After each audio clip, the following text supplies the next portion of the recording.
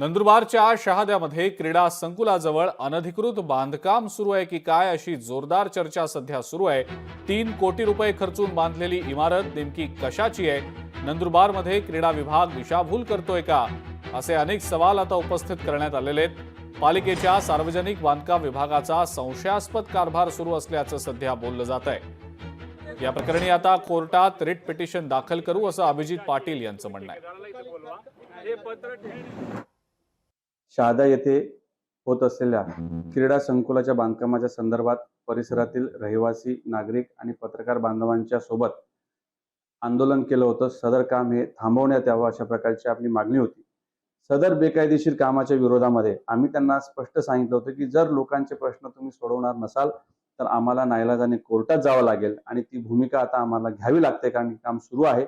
आम्ही लवकरच संबंधित सर्व अधिकारी ज्यांनी हे बेकायदेशीर काम केलेले आहे अशा सर्वांवर कशा पद्धतीने यांच्यावर गुन्हे दाखल होतील इथपर्यंतची रिट पिटिशन दाखल करण्याची आमची तयारी झालेली आहे। त्यामुळे लवकरच शहादे शहरवासियांसाठी आम्ही कोर्टात जाण्याची भूमिका घेतलेली आहे। लोकशाही मराठी ऐका, पहा, जागरूक रहा।